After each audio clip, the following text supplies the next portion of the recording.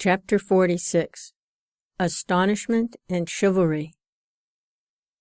Astonishment. The ecstasy of astonishment in devotional service is perceived in two ways: directly, by the experience of one's own eyes, and indirectly, by hearing from others. When Narada came to see the activities of the Lord at Dwarka, and he saw that Krsna was present within every palace in the same body, and was engaged in different activities, he was struck with wonder. This is one of the examples of astonishment in devotional service by direct perception. One of the friends of Mother Yasoda says, quote, "Yasoda, just see the fun. On the one hand, there is your child, who is always captivated by sucking the milk from your breast. And on the other hand, there is the great Govardhan Hill, which can obstruct the passing of the clouds.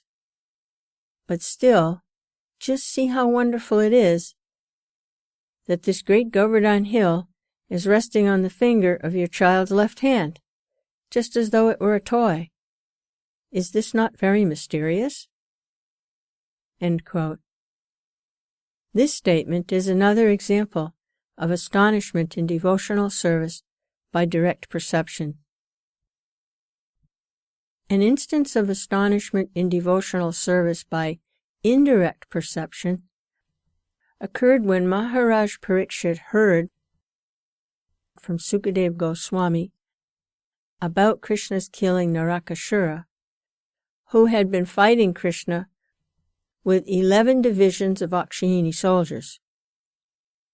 Each division of Akshayini soldiers contains 7,000 elephants, 7,000 horses and chariots, and several hundreds of thousands of infantry soldiers. Narakasura possessed 11 such divisions, and all of them were throwing arrows toward Krsna. But Krsna killed them all simply by throwing 3 arrows from his side. When Maharaj Parikshit heard of this wonderful victory, he immediately rubbed the tears from his eyes, became overwhelmed with joy.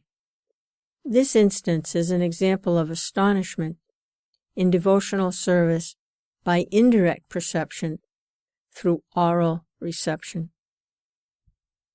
There is another example of indirect astonishment. Trying to test Krsna, to see if he were truly the Supreme Personality of Godhead, Lord Brahma stole all the cowherd boys and cows from him. But after a few seconds, he saw that Krsna was still present with all the cows, calves, and cowherd boys, exactly in the same way as before.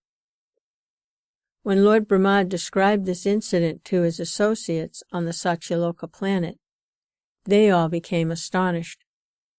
Brahma told them that after taking away all the boys, he saw Krsna again playing with the same boys in the same fashion. Their bodily complexion was blackish, almost like Krishna's, and they all had 4 arms. The same calves and cows were still present there, in the same original fashion. Even while describing this incident, Brahma became almost overwhelmed.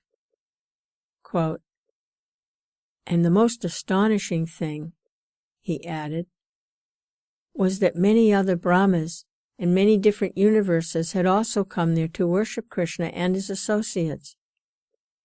End quote.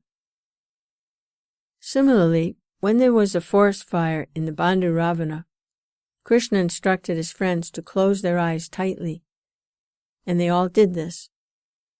Then when Krsna had extinguished the fire, the cowherd boys opened their eyes and saw that they had been relieved from the danger and that the cows and calves were all safe. They began to perceive the wonder of the situation simply by guessing how Krsna had saved them. This is another instance of indirect perception causing astonishment in devotional service. The activities of a person, even if they are not very extraordinary, create an impression of wonder in the heart and mind of the person's friends. But even very wonderful activities performed by a person who is not one's friend will not create any impression. It is because of love that one's wonderful activities create an impression in the mind. Chivalry. When, on account of love and devotional service for the Lord, there is special valorous enthusiasm, the resultant activities are called chivalrous. These chivalrous activities can be manifested in the acts of mock fighting, giving in charity, showing mercy, and executing religious principles. By performing chivalrous activities in fighting, one is called yudhavira. By charitable activities, one is called danavira. By showing extraordinary mercy, one is called dayavira. And when one is munificent in executing religious rites, he is called dharmavira. In all such different chivalrous activities, Krsna is the object. When a friend wants to satisfy Krsna by performing some chivalrous activities, the friend becomes the challenger, and Krsna himself becomes the opponent. Or else, Krsna may give audience to the fighting, and by his desire another friend becomes the opponent. A friend once challenged Krsna thus, quote, "My dear Madhava, you are very restless because you think no one can defeat you. But if you do not flee from here, then I shall show you how I can defeat you, and my friends will be very satisfied to see this." End quote. Krsna and Sridham were very intimate friends, yet Sridham, out of anger with Krsna, challenged him. When both of them began to fight, all the friends on the bank of the Yamuna enjoyed the wonderful fighting of the two friends. They prepared some arrows for mock fighting, and Krsna began to throw his arrows at Sridham. Sridham began to block these arrows by whirling his pole, and by Sridham's chivalrous activities, Krsna became very satisfied. Such mock fighting generally takes place among chivalrous persons and creates wonderful excitement for all viewers. There is a statement in the Harivamsa that sometimes Arjuna and Krsna fought in the presence of Kunti, and Arjuna would be defeated by Krsna. In such chivalrous fighting between friends, there is sometimes bragging, self-complacence, pride, power, taking to weapons, challenging, and standing as an opponent. All of these symptoms become impetuses to chivalrous devotional service. One friend challenged Krsna thus, quote, "My dear friend Damodar, you are an expert only in eating. You've defeated Subal only because he is weak, and you have adopted cheating means.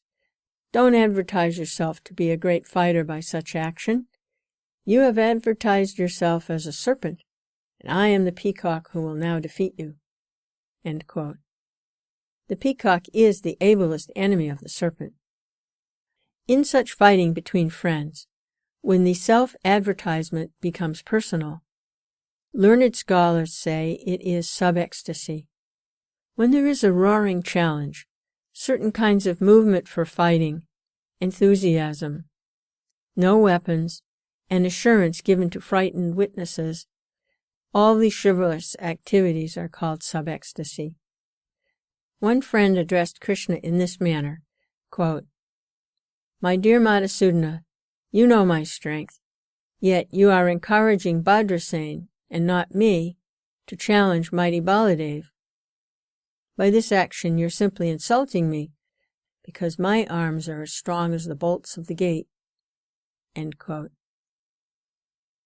The devotee once said, quote, "My dear Lord Krsna, may your challenger Sridham become glorious for his chivalrous activities, such as vibrating like a thundercloud and roaring like a lion.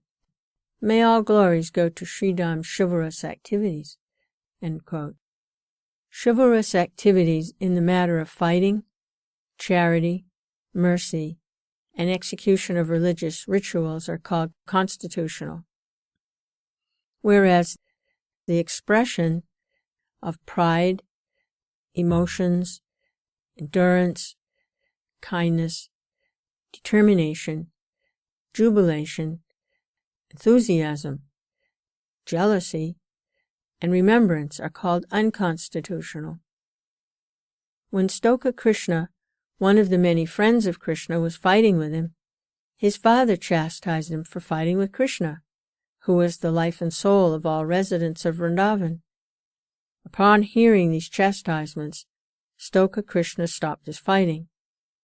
But Krsna continued to challenge him, and thus, in order to meet the challenge, Stoka Krsna took his pole and began to display his dexterity by whirling it. Once, Sridham challenged Bhadrasena and said to him, quote, "My dear friend, you needn't be afraid of me yet. I shall first of all defeat our brother Balaram, then I shall beat Krsna, and then I shall come to you." End quote. Bhadrasena therefore left the party of Balaram and joined Krsna, and he agitated his friends as much as the Mandara hill had agitated the whole ocean. By his roaring sounds he deafened all his friends, and he enthused Krsna with his chivalrous activities.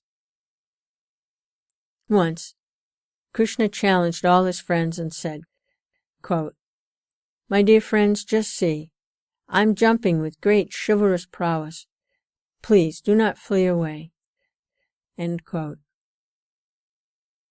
Upon hearing these challenging words, another friend named Varutapa counter-challenged the Lord and struggled against him.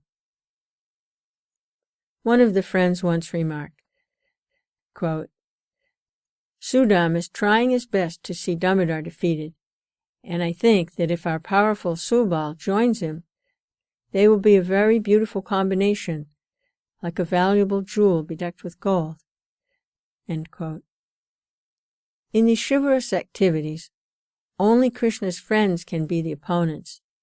Krishna's enemies can never actually be his opponents. Therefore, this challenging by Krishna's friends is called devotional service in chivalrous activities. Danavira, or chivalry in the giving in charity, can be divided into two parts: munificence and renunciation. A person who can sacrifice everything for the satisfaction of Krishna is called munificent.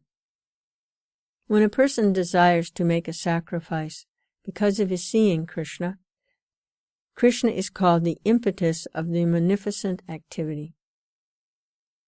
When Krishna appeared as the son of Nanda Maharaj, in clear consciousness, Nanda Maharaj desired all auspiciousness for his son, and thus he began to give in charity valuable cows to all the Brahmins. The Brahmins were so satisfied by this charitable action that they were obliged to say that the charity of King Nanda had excelled the charity of such past kings as Maharaj Prithu and Nriga.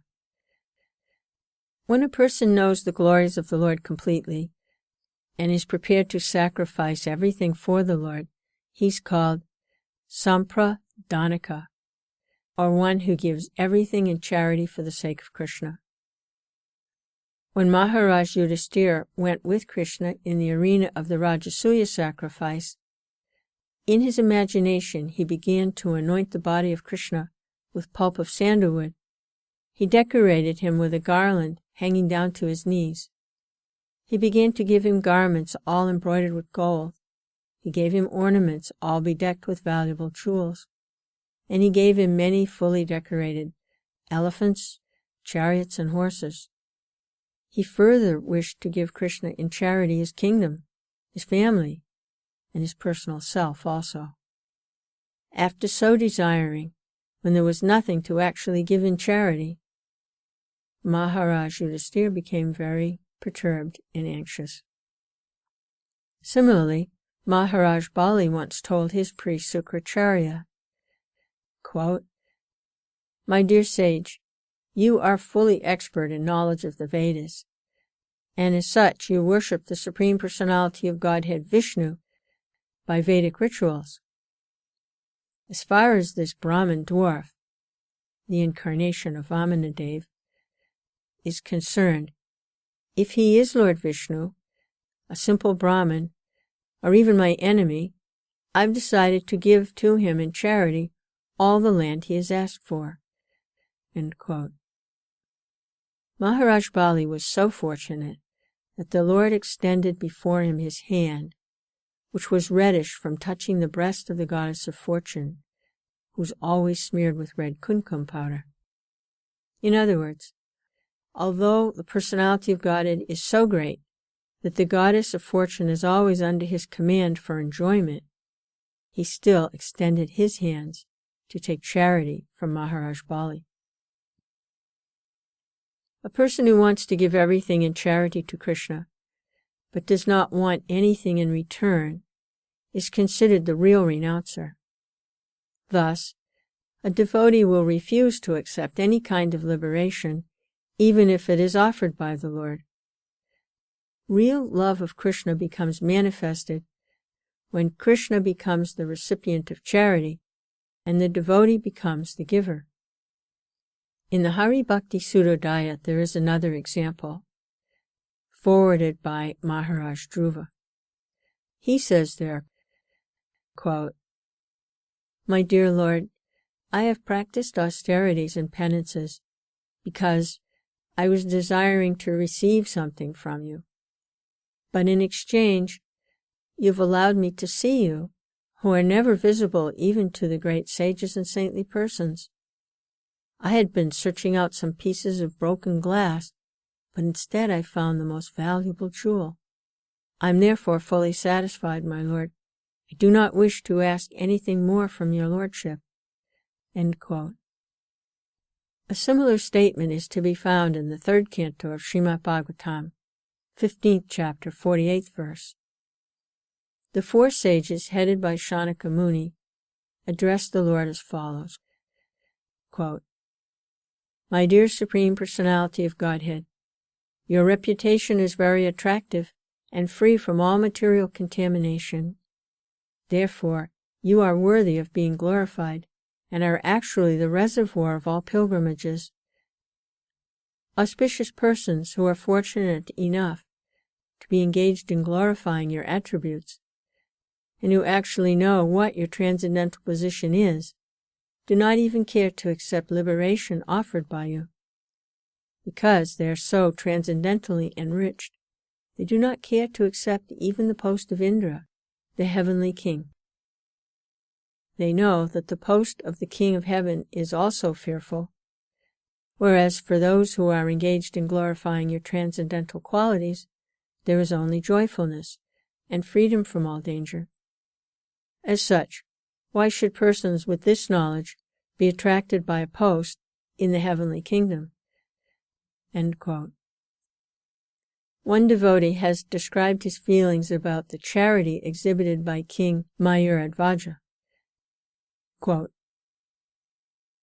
"I am faltering even to speak about the activities of Maharaj Mayuradhvaja, to whom I offer my respectful obeisances."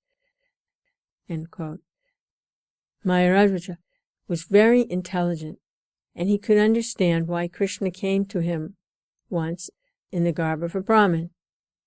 Krishna demanded from him half of his body to be sawed off by his wife and son, and King Mayuradhvaja agreed to this proposal.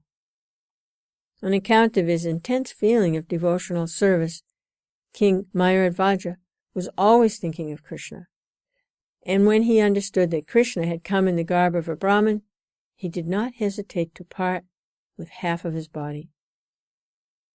This sacrifice of Maharaj Mayuradhvaja for Krishna's sake is unique in the world, and we should offer our all respectful obeisances to him.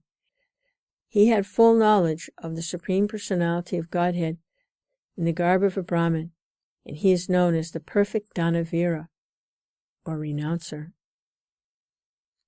Any person who's always ready to satisfy Krishna, and who is always dexterous in executing devotional service, is called Dhammavira, or chivalrous in executing religious rituals. Only advanced devotees performing religious ritualistic performances can come to this stage of Dharmavira.